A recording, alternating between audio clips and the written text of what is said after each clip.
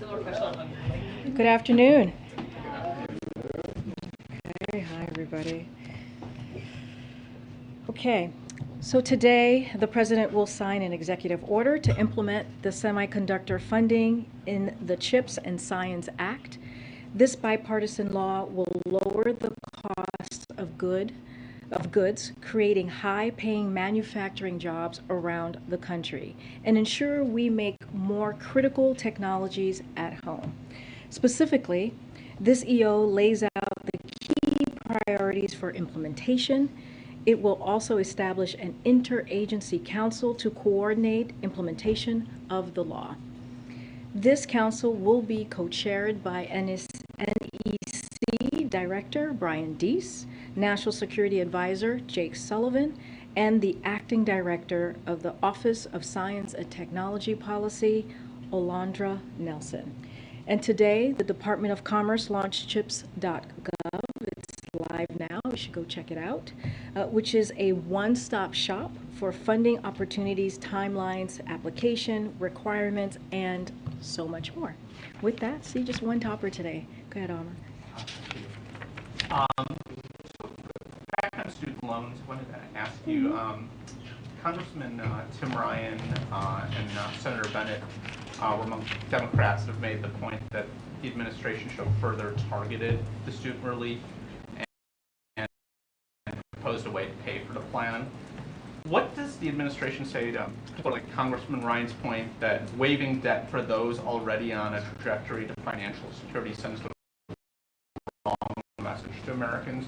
And I was also hoping you could talk to us, give us perhaps a little bit of color, to what extent were consultations made with particularly Democrats who had some misgivings and wanted to see this more fixed towards lower income Americans? So just a couple of things, because you asked me a bunch of things there, Amr. So first of all, this was a campaign promise that the president made, as we all know, during the campaign back in 2020. And he had wanted to make sure that he gives that little bit of breathing room to Americans who really need it. And this was targeted. This was targeted for Americans who are making less than $125,000. It gives that $10,000 debt relief. And if there are, and it has that Pell Grant provision in there, as we've talked about. You heard from Ambassador Susan Rice, and you guys have all read, I'm sure, the fact sheets. And when you look at the Pell Grant provision and you add that piece to it, that adds another, that could go up to 20,000, right? And so that's incredibly targeted. That's really important. Those borrowers who are on Pell Grant, let's think about this, right? Some of us in here probably had gotten Pell Grant. I had to get a Pell Grant when I went to college. And those are families that are $60,000 households, and that's nearly $60,000 per household. And if you look at it by half, that's 30. Part of that tranche is $30,000 people per household, and so that's incredibly targeted and will go very far and will be a big deal. Look, we understand, the president understands, and he said this yesterday, it's not going to please everybody. He understands that the policy is not. What he is trying to do is make sure that, again, we're giving families a little breathing room. And just to give you a few quotes, because there has been a broad range of groups and advocates, from teachers unions to labor groups to racial justice advocates, who have applauded the president's announcements. If you think about the United Auto Workers, President Biden once again showed that his administration stands with working families over special interests. That's what we're talking about. American Federation of State, County, and Municipal Employees, this is AFSCME. Today's historic actions puts money back into working people's pockets and frees thousands of families from crippling debt. That's what we're talking about. American Federation of Teachers, AFT, you all know them. This administration's decisions have been a game changer. And lastly, Representative Clyburn, this will help free borrowers, especially borrowers of color, from the crushing burden of student loan debt, and help make higher education accessible, affordable to all. And to your other part of your question about who we spoke to. We are constantly in conversations on all these types of big issues, big announcement, whether it's legislation, whether it's executive action that we take with Congress, with groups, and people who are really going to be affected by this. That is important to the president. And the way that we see this is a smart, fiscally balanced way approach to deal with an issue that does indeed cripple families. And I guess just on one other topic, President spoke with President Zelensky today. I think there's a readout that I've seen, but I was wondering. There's also the situation with the nuclear power plant, where the facility is reportedly now been cut off from the electrical grid. Was that discussed during today's call? And I guess what is the administration going to do to try to safeguard the situation so that the situation doesn't turn into a disaster? We'll have a readout to all of you shortly. Let me just give you a couple of lines here. So the president reiterated the United States support for Ukraine as they defend themselves from Russian aggression, including yesterday's announcement of nearly $3 billion in weapons and equipment. He congratulated Ukraine as it marked a particularly significant Independence Day this week and shared his admiration for the people of Ukraine and its armed forces as they continue to inspire the world with their dedication and freedom. Again, we will have more of a more detailed readout to all of you as it relates to ZNPP.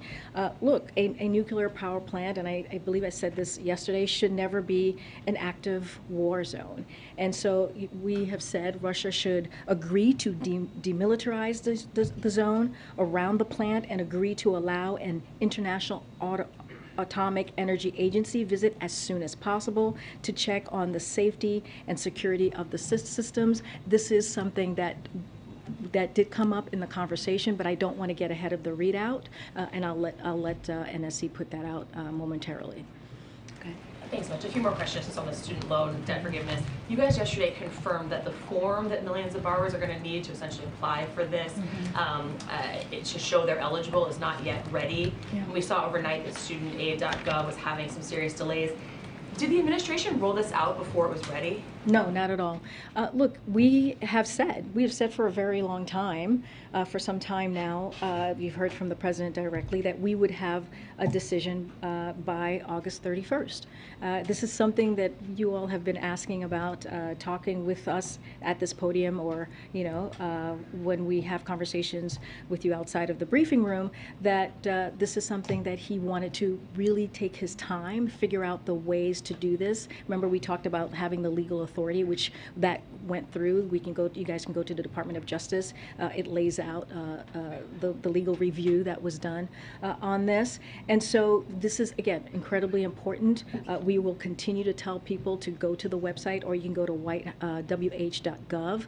There's a banner there. People can just click, and you can actually give your email and get those updates. There will be some folks, I think there's about 8 million people who we have their information, or the Department of Education has their information, and so it would be automatic. And some folks will have to actually go and figure out how this process works, and they can go to the website. But for everyone else besides those 8 million, if they have to wait for these forms and they have to apply and they have to hear back, can you guarantee that everyone who qualifies will see their balance shrink before repayments start being due next year? Look, this is something that we want to make sure it happens right away. I don't have a timeline for you. That is something that the Department of Education is going to work on,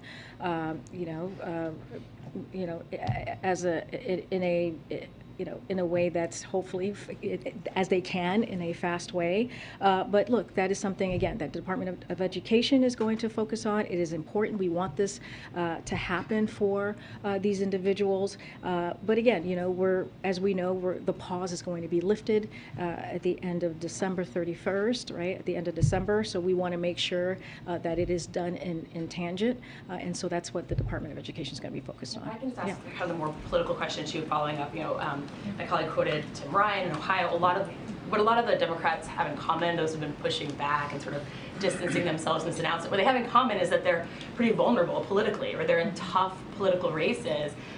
Are you guys worried that you might have put more vulnerable Democrats in a tough spot, that you could have risked some of these races in November? So as you know, I can't get into politics from here, so I have to be very, very careful. I do want to talk through some polling.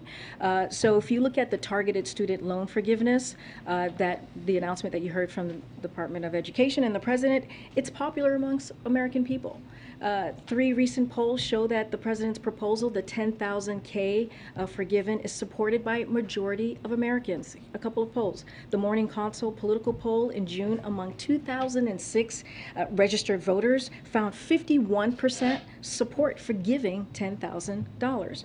NPR, a survey of 1,022 adults conducted last month, found 55% of respondents back the cancellation of up to $10,000. The Economist YouGov survey of 1,500 adults in July found 51% of Americans are in favor of that threshold. So their majority of Americans approve of this targeted approach that you heard from this administration, and I think that matters. Again, I'm not going to get into politics and to what is the next several weeks are going to look like as you know, the elections play out, but I can speak to the popularity of what we did, the importance of what we did, how this is going to help struggling families, and that has always been the plan of this president, especially as we look at the economy and making sure that we do not leave anybody behind. Go ahead, Steve, and I'll come around, folks. Go ahead, Steve. Do you have a better sense of how much the plan will cost? So, Ambassador, I want to make sure I give her the right title. Ambassador Rice spoke to this yesterday. I know this question was asked of her. And so just a couple of things before I get to that piece. So, you know, the president's record on fiscal responsibility is second to none. And last year alone, you've heard us talk about this because this is incredibly important. He achieved $350 billion in deficit reduction, and this year it's projected by the end of the fiscal year to be at $1.7 trillion deficit reduction. This is historic. What we're talking about here is historic numbers because of the work that this president has done when it comes to the economy. And the previous administration added added debt every year of his administration, and one of the things that we continue to do is make sure that we bring down the debt. If you look at the Inflation Reduction Act, we have is projected to decrease the deficit by hundreds of billions of dollars over the next 2 decades, even after taking this action. So that is also important to note as well. Look, but just to reiterate what my colleague said yesterday, the domestic policy advisor, it will also, all of this, as when it comes to costs, will also depend on how many of the loans canceled were actually expected to be repaid. It will depend on how many borrowers actually take up this opportunity before we have a real sense. But again, we have a deficit reduction that is historic, and we also know this last piece here is that independent experts like Goldman Sachs agree that the president's plan will not have any meaningful impact on inflation. In fact, Goldman Sachs and others estimate that it will reduce inflation. So that's just one more thing that I wanted to add because I know that's been a question that others have had. Are you expecting the president to bring this up in his speech tonight? What should we expect from that speech? So the speech, I have a little bit of a preview for all of you. We knew you would want to ask, and as you know, got to be careful of what I say. So tonight, the president will lay out the choice before Americans. He'll highlight how he and congressional Democrats have delivered results for working families, creating nearly 10 million jobs and record low unemployment, lowering health care costs and energy costs, passing a new gun safety law, which we hadn't seen in decades. He'll say that they have taken on special interest and won. That's what Democrats have done. This is what you have seen these past several weeks in particular. And he'll say what they are still fighting for is protecting a woman's right to choose, not a national ban on abortion, which we have seen from the other side, the safety of kids in school, not protecting the NRA, as we've seen from the Republicans, and the right to vote and have that vote counted, which is so incredibly important as we talk about our democracy. The president will contrast that with congressional Republicans and their extreme MAGA agenda, taking away our rights, defending the super rich and corporations, and putting Social Security and Medicare on the chopping blocks. That is the plan that they have put forward. And as you know, he always quotes his dad, "Don't compare me to the almighty, compare me to the alternative." The alternative to congressional Democrats and President Biden is MAGA Republicans. So that is what you're going to hear from him this evening, and we'll see you there. Go ahead. It seems inevitable at this point. Is the administration prepared for potential legal challenges to the legal basis for the student loan? So as you heard from the ambassador yesterday, she talked about this specifically because she was asked, and we saw our legal authority through the HEROES Act. That is the legal authority that we are using in order to move forward with this.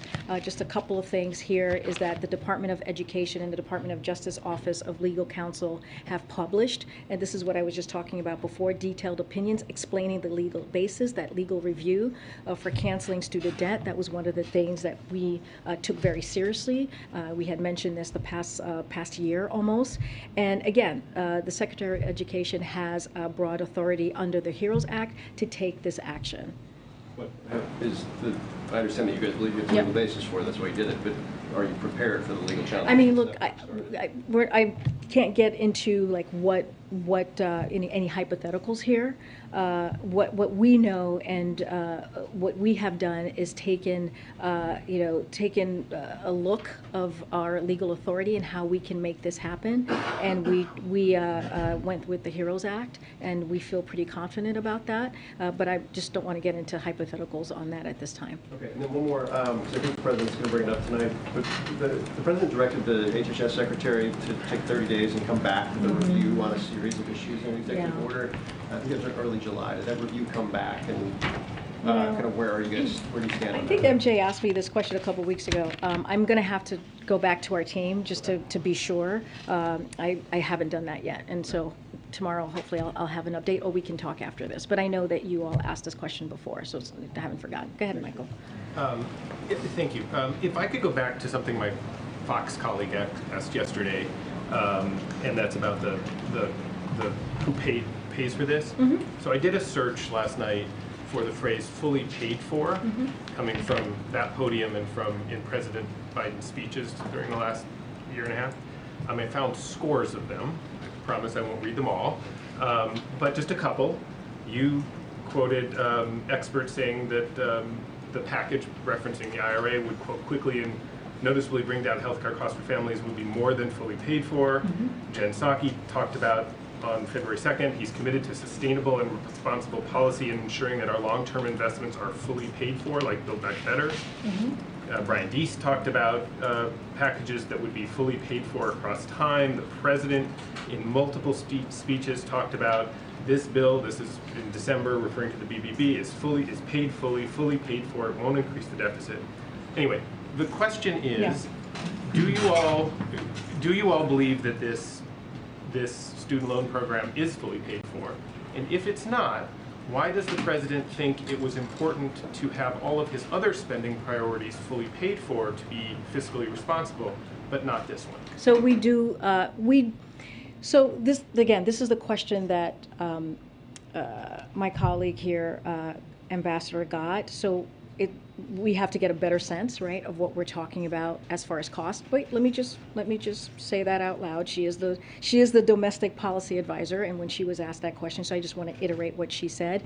But we do believe it will be fully paid for because of the work that this president has done with the economy, because of what you just said.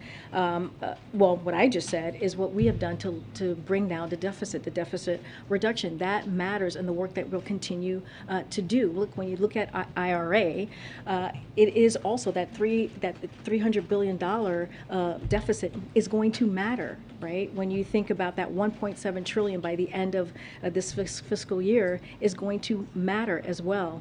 And also, here's the thing: when we talk about the pause being lifted, that's going to bring $50 billion per year back into the Treasury, right? That was actually not happening throughout almost for 2 years now. So that's going to be coming back at the same time that basically people are getting these benefits from this plan. Just to clarify, the previous, whether it was the Build Back Better proposals or IRA or the infrastructure bills, those were, in the words of the administration anyway, fully paid for internally. Yeah. You're saying that this one, because of the benefits that of deficit reduction, you're okay raising or lessening that deficit reduction with this proposal because of the work that's been done in the past. Because this one doesn't have any pay-fors, right? I mean, there are no mechanisms that internally to this that would raise money at the same time that it's spending money. Here's what I would say. I mean, the question was asked to me earlier about how there's some Democrats who are not happy with this, and so because they wanted more or they didn't want it at all, right? And what the president did, the step that he took, was to do this in a fiscally responsible way. This is what we believe. This is why it took us this time to do the legal review, to look at the process. This is why we didn't do the 50,000. We did up to 20,000. This is why my colleagues here at the podium said, well, let's see who actually takes advantage of this. Then we'll have a better sense of what this is actually going to cost. But when you think about the $50 billion that goes back into the Treasury, when you think about the lowering the deficit that we have, which is historic, the 1.7 trillion, the 350 billion the first year of the president's administration, that matters. And it is, it is one of those things that, always welcome this conversation, but what we have done is fiscally responsible. What the last administration did was not. It just was not. And what they did with cutting taxes for the wealthy, 85% of folks making it went $1,000 a year. We're actually doing the opposite. And it should matter that this president is trying to give some breathing room for people who've been literally crippled by this by this pandemic, by what has happened the last couple of years. And so again, the way we see it is we've done it in a fiscal balanced, responsible way. We will see who takes advantage of this, but this is going to help 43 million people. And just think about it, if people are saving a little bit of money, right, they are going to go buy that house. They're going to start a family. This matters in so many ways. So that matters more than keeping the deficit lower by including something that would offset whatever the cost might become. Yeah, I mean, look, we don't believe that it's going to increase the deficit, because what we're saying that is the 1.7 trillion, right? We've done the work, right, to lower the deficit. Also, $50 billion per year is going to go back. But that $50 billion was already. I mean, it's already was yeah, there. But we were getting we were getting zero. The Treasury was getting zero for the last 2 years. But they still owe that They money. still owed that money. The money was still. I know, I understand that. I get what you're saying, but there's also an argument that I'm making as well, is that we're putting money back into the Treasury, which matters as well. That is going to happen. A judgment on which is better or not. I'm just trying to understand. I think as some of my Yeah, colleagues are. yeah.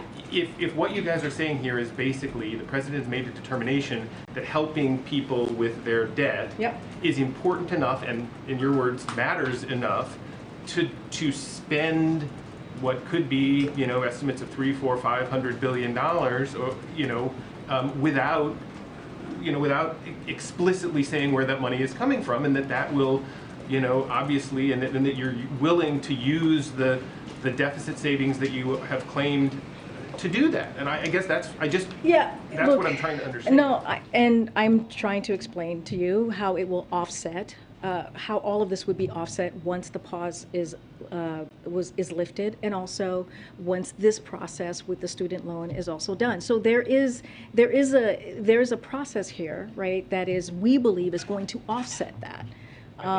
Right? Okay. I know. All right. Well, I'm glad that I've exhausted you, Michael. That is rare to exhaust you.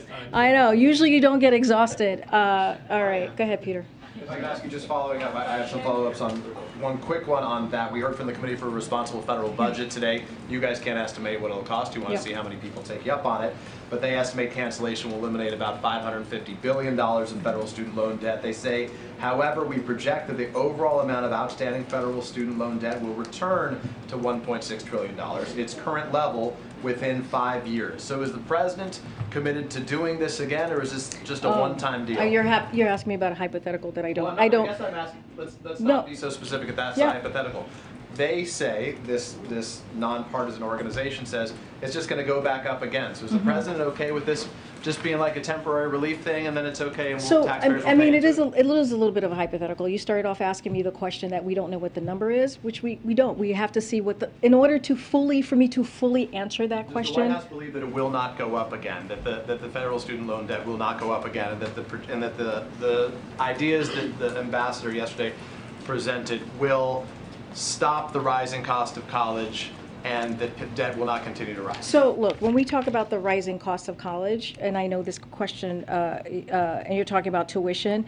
So look, we have taken steps on colleges raising tuition. This is something that the Department of Education, Secretary Cardona, it takes very seriously. He's been closely watching, and he's going to hold colleges accountable for raising costs without delivering additional value. So, a couple of things those measures that we have taken, because I think this is important as you're asking me this question for Americans to hear. Reinstated an enforcement office at the Department of Education. We terminated a college accreditor that had previously followed colleges and that defrauded borrowers to get access to federal student loans, and we're rolling out new resources to help students make more informed decision on which schools will better deliver. So these are steps that he has taken. We will monitor, we will crack down on anybody who is acting in this way, that is defrauding students. That is something that you heard from Ambassador Rice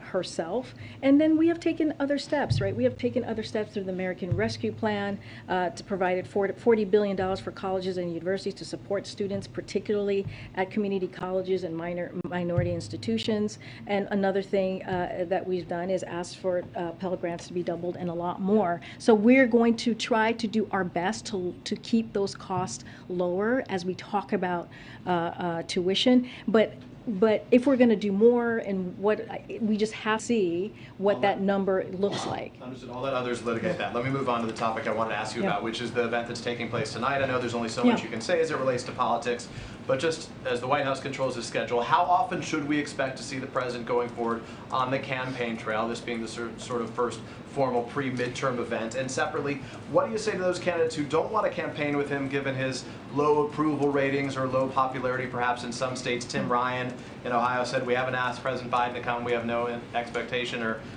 no plans to ask him to campaign. Michael Bennett in Colorado wouldn't even comment on it. So I'll say this, look, Democrats, as we know, has a lot to talk about.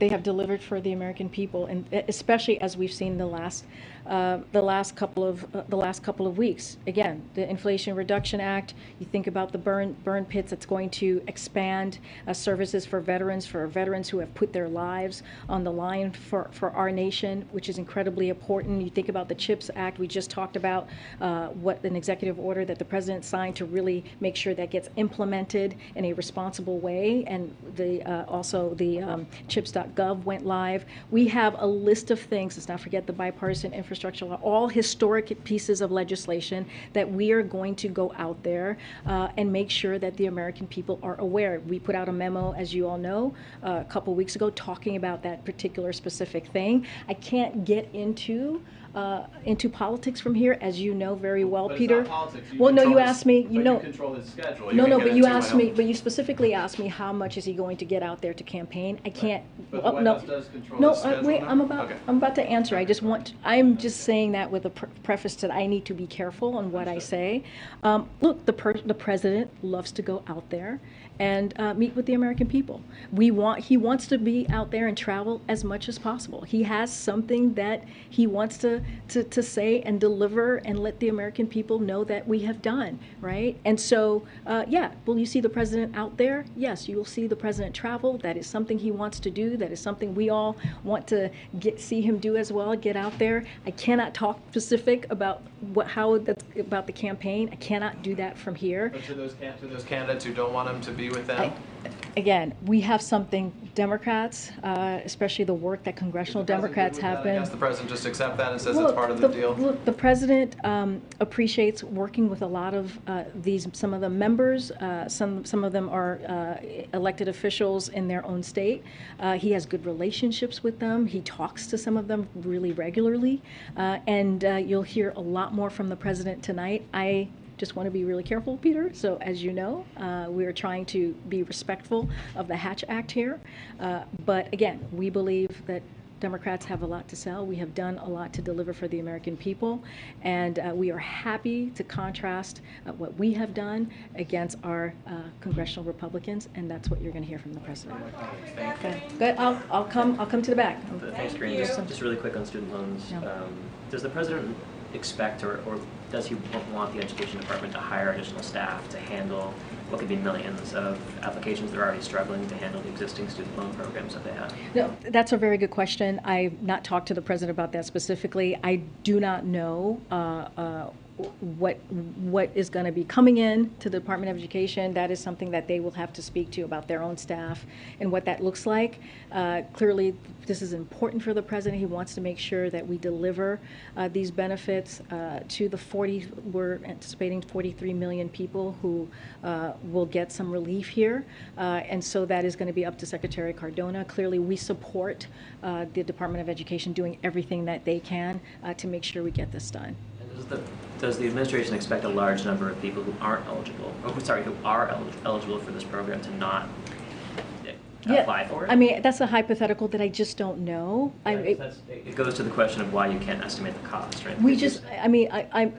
I am answering this in the most, we just don't know. We are doing everything that we can. We have a specific website that you have heard many of my colleagues, whether on TV here, talk about that website and encourage people to get on the website to get the information that they need. They can go to whitehouse.gov, as I just said moments ago, to get the information that they need. So to see if they are actually eligible and what the process is going to be. I know it's going to take some time.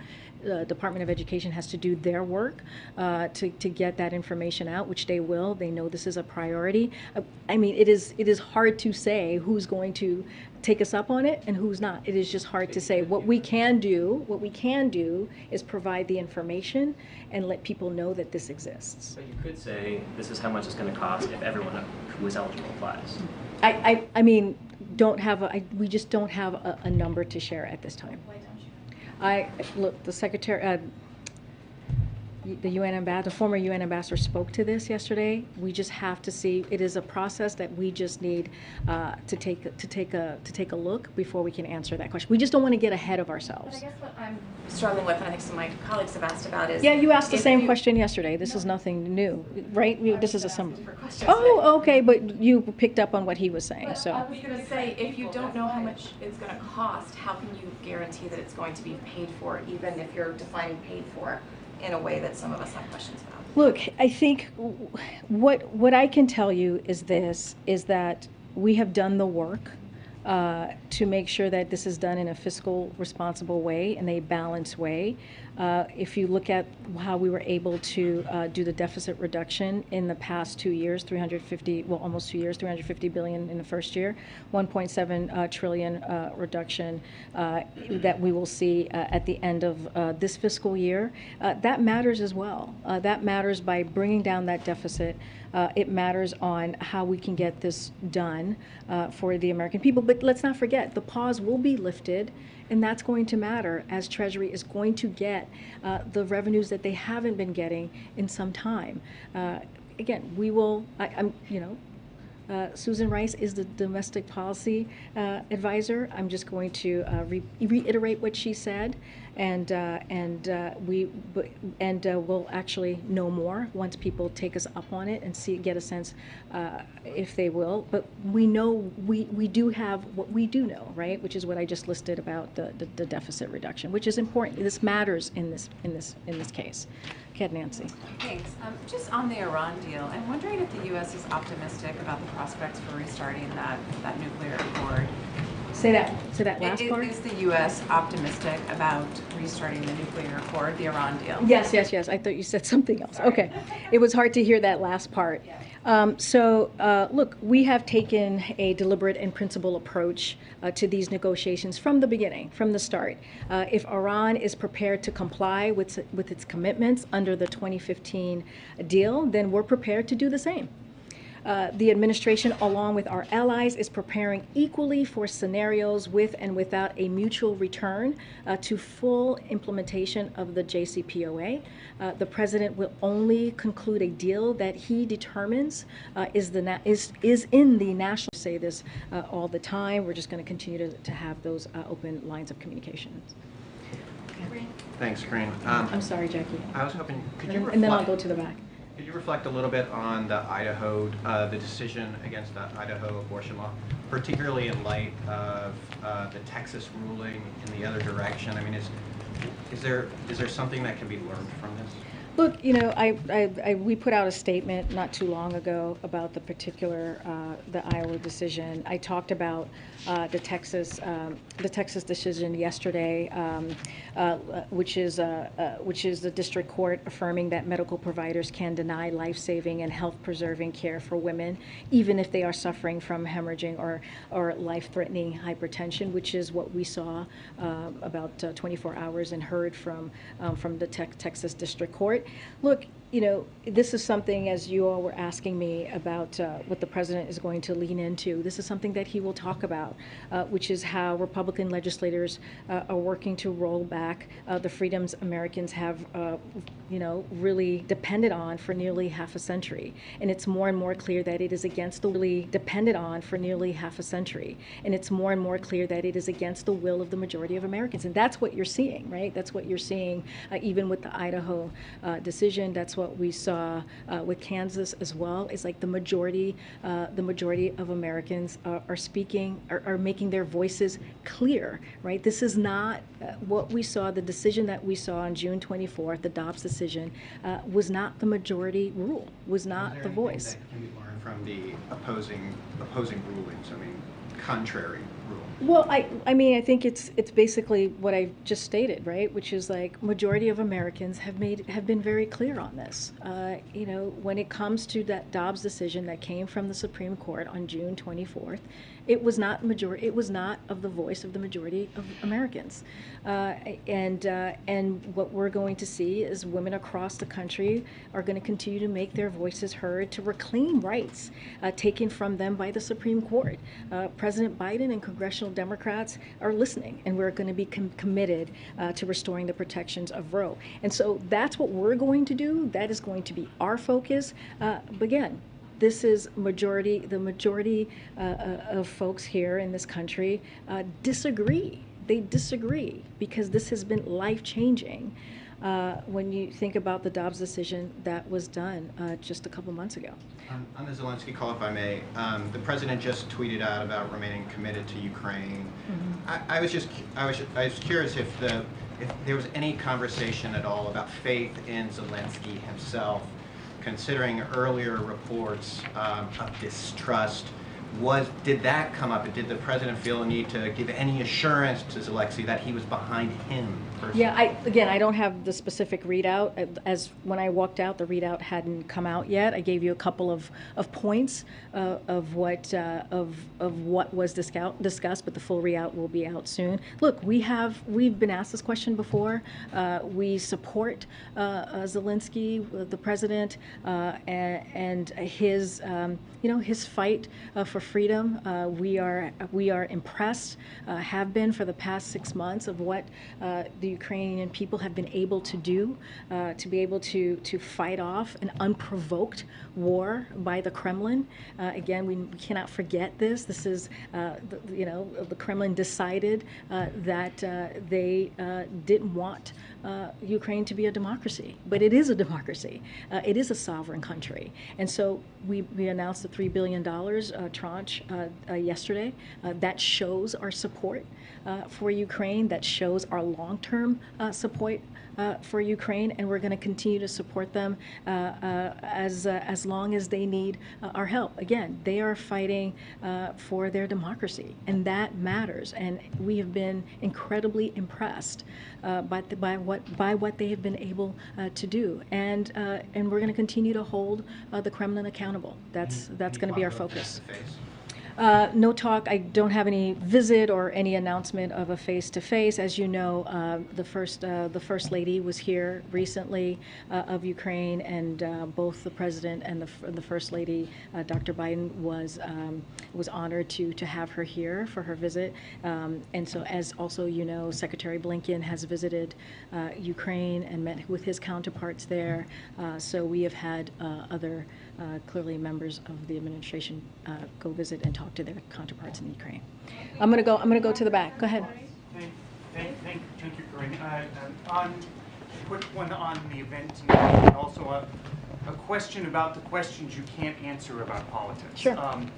So why a rally in Maryland? Is there anyone on the ballot in Maryland, Chris Van Hollen or anyone like that, who the president needs to spend his time trying to shore up going into November? And secondly, in the past administration, and I'm not saying that this was actually a good strategy or even one that was technically compliant with the Hatch Act, I'm not sure. In the past administration, when there were questions that would come up that were questions that could not be answered from the White House briefing room, the press secretary would literally leave the White House briefing room and go to some other building so that they weren't in a federal facility and they could get around the Hatch Act. So are you going to start having briefings other than here? Or so you want to meet in some back alley somewhere to have this conversation, to talk politics? Is that what's happening? Well, yeah, James. Well, look, I don't know if I want to compare how we behave with the last administration. That is not something that I would want to be doing at all when it comes to the Hatch Act and being responsible and doing the right thing. But what I can do, right, is I could, you're going to hear from the president himself tonight. He will lay out clearly what his thoughts are. I'm certainly not going to get ahead of him. I gave a pretty good laydown of what I was able to say from here, of what he's going to talk about. It's going to be the contrast. It's going to be how Democrats have a different view of where they see the country going, which is making sure that we deliver for the middle class, making sure that we have an economy that goes from the bottom up and middle out. That is incredibly important for the president. That's why you've seen the work that he's done, the American Rescue Plan, the bipartisan infrastructure law, which is historic, the CHIPS Act, which I just talked about, the Inflation Reduction Act, and let's not forget the gun reform, which is something we hadn't seen in decades, and a lot of that is because of the work that this president has done. And I know one thing I just did is I just called out a few bipartisan pieces of legislation that were passed that we were able to do, and that is something that the president welcomes. But at the same time, as we're talking about inflation, as we're talking about the special interest. That is something that we have not seen Republicans step up to the plate, and they voted against Medicare being able to negotiate and lowering costs. They voted against standing up for voting rights, right, or not supporting voting rights. They have a plan that wants to put Medicare and Social Security on the chopping blocks. So that is what we're going to focus on. That is what we're going to continue to talk about, is what we have done in this 19 months for the American people. So I'm going to go to the back. Go ahead, Garen. Thanks, Karine. Sorry, another student debt question, but yeah, sure. I've spoken to advocates who have expressed concern over what they worry could be a bureaucratic hurdle for minority communities. Based on the income verification and application process, they base this worry on patterns we've seen in minority communities as it relates to them not engaging in government programs because of the paperwork. And they worry that this could hinder access and participation for minority communities. Is the administration concerned that communities that need this relief the most won't get it because of this bureaucratic hurdle? No, that's always a concern, right? You bring up, Garen, a very, very good point. And the Secretary has been very, very clear. Secretary Cardona, the Secretary of the Department of Education, has said he's going to do everything that he possibly can to make this as simple as possible so that it doesn't become a bureaucratic headache. That is not something that the President wants. He wants to make sure that the 43 million people that this could potentially help actually get these benefits. It's important, it's critical, especially as we're also going to lift the pause in just a couple of months. We understand what that's going to mean. You got to remember, we're coming out of a time with this pandemic, as you know, that's really hurt people of color, low-income communities. What the pandemic has done with the economy. That's why the President has done all the work that he's done to make sure we don't leave anybody behind. And this is part of that. Again, the Secretary is committed, the President is committed to make sure that that the American people are able to access these benefits. Go ahead, Jeff. I know. And then I'll come back again. Thank you. I want to ask about the legal basis for canceling student debt. The HEROES Act hinges on student debt cancellation being tied to the pandemic and that being a national emergency. But the administration argued in court that the pandemic is over at the southern border to lift Title 42. It's so over that the government's going to stop buying vaccines in the fall and shift to the private sector. So how is this a national emergency? How's COVID a national emergency when it comes to student debt? So it's a very good question, and I'm glad you asked it. Look, we use the HEROES Act because there are going to be some people, when we lift the pause, that's still going to suffer. They're still going to have a little bit of a hard time. And so that's one of the reasons that we made this decision. Because as we're lifting up the pause, yes, some folks having not to pay for 2 years has been helpful to them, and we're able to save, and are probably going to be able to pay those monthly payments. But there's going to be some folks who are going to have a hard time.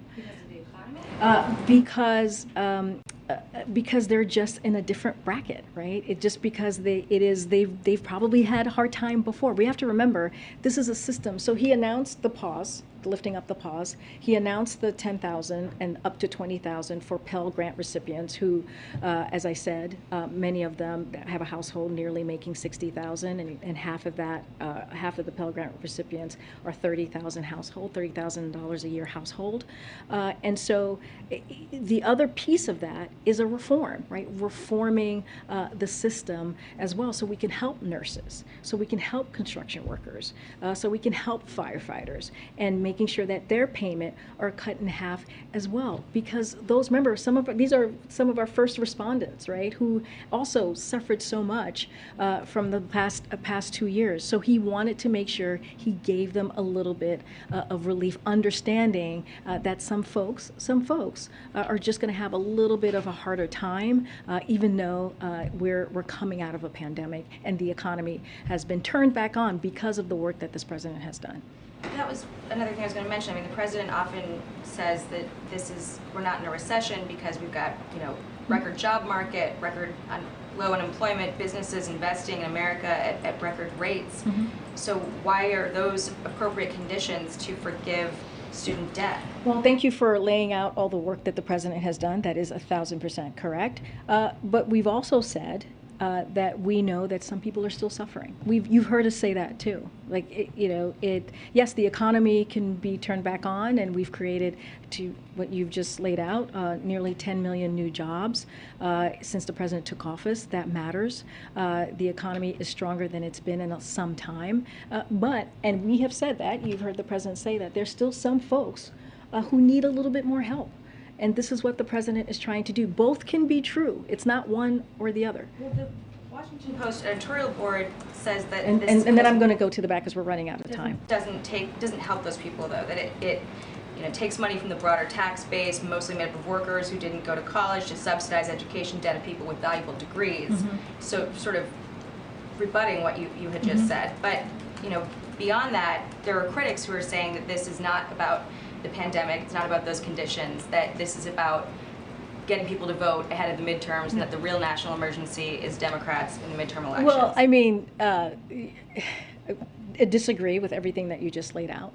I was just asked a question by some Democrats who are saying that they're not happy with this, right? Who are criticizing this. And we have said we're not going to make everybody happy.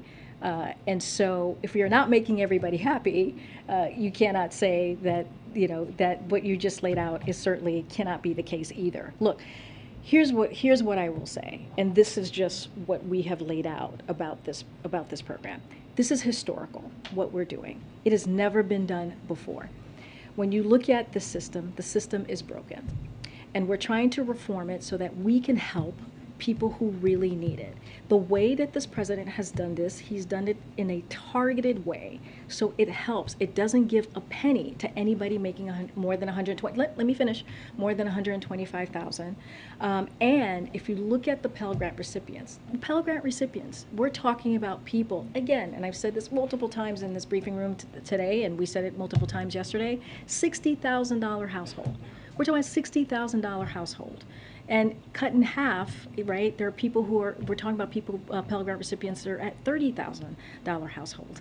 I mean, that's the people that we are going to help. Again, nurses, construction workers. When you think about the reform, I mean, we've just gone back. You've made your point. I've made my point. I'm going to move on because we are actually running out of time. Go ahead, way in the back. Go ahead. No, way in the back. Owen, and then next to Owen. Thank you. Good afternoon, Karine. Thank you. I want to take your attention to Nicaragua, if you would, please. Daniel Ortega's regime just abducted a Catholic bishop, throwing priests and seminarians in prison. They're shutting down Catholic media outlets. I'm sure the White House is aware of this, the latest persecution of Catholics there in Nicaragua. What's the White House response to these latest developments?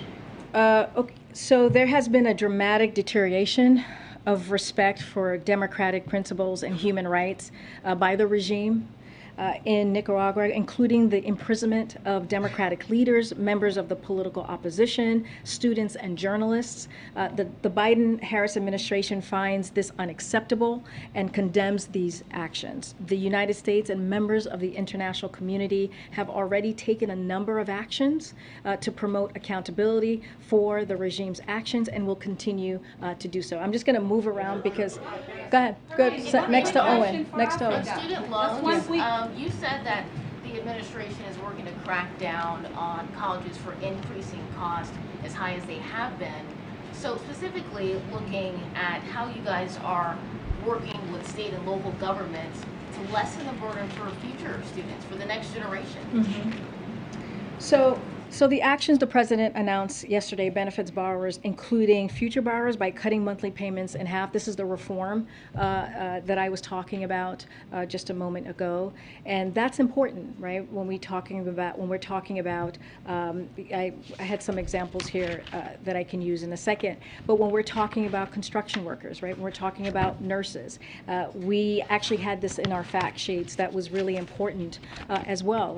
So if you think about construction workers in particular, who is making $38,000 a year, and this is going to be for future folks as well. A year with a construction management credential would pay only $31 a month compared to the $147 they would pay now. That's an annual savings of nearly $1,400. This is because we are reforming the income-driven repayment. That's why we're able to do that. Go from 10% down to 5%. A single public school teacher making $44,000 a year would pay only $56 a month on their loans compared to the $197 they pay now. That would mean an annual savings of nearly $1,700.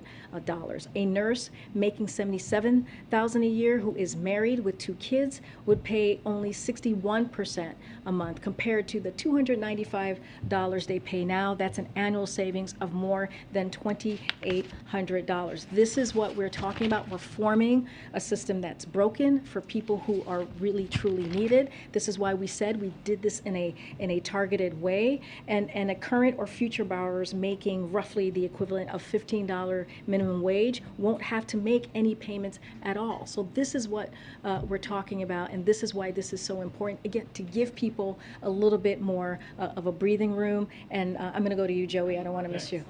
Governments on this to Well, help? the Secretary of Education and his team certainly will be to do that, and have been when we're talking about cracking down. I think that was originally your question. And so this is clearly something that the Department of Education is focused on. Go ahead, Joey. Thanks, Karine. Just Will 1 the, week for will the Africa, administration eventually release a cost estimate on the student loan forgiveness plan? In other words, you don't No. have one yet, Yeah. but moving down the road will. Yeah, I mean, that is something that the Department of Education is going to lead, because this is something that this is an action that clearly was taken by the Department of Education. I don't have any more to speak on to that, just kind of relay back to what the ambassador said yesterday. And then secondly, what was giving President Biden hesitance about doing this program earlier, or the student loan forgiveness earlier this year? In other words, Yeah. he dragged out this decision for a long time. Was he concerned about inflation? Was he, why didn't he make this call back in April? Well, he wanted to do it in a fiscally balanced way, and there was that legal review. I remember when you guys were asking us this question, we wanted to make sure the legal review was done. That is up on So it's just a matter of getting the legal authority? I or think was there that's other- part of it, right? That's part of it, getting the legal authority. Another part of it is making sure that he listens to everybody. His economic team, right? He has conversations with congressional members. He has making sure that he hears from all the important voices as it comes to this issue. And so that is something that the president did. He made a campaign promise, and he wanted to stick to that campaign promise, which he did, and he actually exceeded that promise because of those conversations that he was able to have. Thank you. No problem. I'm going to take 2 more. I'm going to take 2 more. Matt, and then I'll go back 1 more. Yeah. You said a couple of times that this is a fiscally responsible way of doing this. But can you explain a little bit about how you guys think it is fiscally responsible? Because you can't say how much it's going to cost. You can't say exactly how it's going to be paid for. And you can't say exactly who is paying for the cost. I get how you're arguing that it helps certain populations, but how is it fiscally responsible? I mean, the way that we are talking about it and what we're trying to say is the actions that we have taken, and you see this with the way that the deficit has been reduced. We have taken just the last 19 months. I see that look that you're giving me there, Matt. I hear the argument that you have taken previous fiscally responsible actions that leave you, give you more wiggle room to be Right, it gives us, no. We see this, we do not see this as irresponsible. We see this as a fiscally responsible, balanced approach to doing this. Now remember, people have said, why don't you do 50,000? We don't want to do that because we want to make sure that we do this in a fiscally responsible way. Again, not pleasing everyone, but making sure that we keep that promise, but also do it in a smart, fiscally responsible way. Again, I'm going to use that word because that is what our process has been. And I use the example of the 350 billion in deficit reduction and the 1.7 trillion reduction in deficit, with everything that we've been able to do, the American Rescue Plan, right, the bipartisan infrastructure legislation, and we are still, by the end of this fiscal year, will be at $1.7 trillion in deficit. All of those things matter, and that's the way that we look at it. I'm going to take one more. No, but I'm just saying that we have this is the actions that we have taken to show that we are taking this very, very seriously. I'm gonna go around. Matt, we can go go back and forth on it. We can go back and forth on it. I was supposed to go to Chris in the back and I skipped him, so I'm gonna go back to Chris. My question is about the marriage bill that is in the Senate. You're not being respectful. Go ahead. To your colleagues, to your own colleagues. As you see, I jump. Okay, go ahead. Go ahead. Respect your colleagues. Respect your colleagues. Go ahead, Chris. My question is, will the president reach out to Senator Schumer about scheduling a vote on that marriage bill when the lawmakers return from? I'm sorry, Chris. You're going to have to start from the beginning because there was some disrespect happening. This is the legislation for lawmakers upon they left upon Senate recess. You're being disrespectful. Go ahead. The marriage bill. Will Senator Schumer reach out for will the president reach out to Senator Schumer for a vote on the legislation when lawmakers return from recess? So is the president going to, just make sure I heard this right, is the president going to reach out to Senator Schumer for a vote? Yes. Okay. So as you know, we are constantly in conversation with Congress, members of Congress. This is something that we put out a SAP when it first passed the House, supporting the marriage equality bill. This is incredibly important to the president. You heard from him back in, I believe, 2012, when he was one of the first voices to talk about how important marriage equality was, being ahead of many others. He has been an advocate for the community. He will continue to be an advocate for the community. So because of that SAP, it showed our support, saying this is something that we want to see pass. I'm not going to get into private conversations that we have had, but certainly that SAP that we put out shows how committed we are and how much we want to see that happen. Folks, I will see you tomorrow. A religious combination to get the 60 votes would be necessary to end a filibuster to get the process moving. Does the administration see value in such an amendment to the bill? Say that one more time. There's talk about an amendment to the bill that would allow for religious, some sort of religious accommodations in order to get the 60 votes to get the bill advanced. Does the administration see value? So, as you know, we've always said we leave the mechanics of the Senate or Congress, in this case the Senate, to the Senate and the leadership, but we'll continue to have those conversations. This is an issue that is, and you know this, Chris, tremendously important to this president. Guys, I'll see you tomorrow.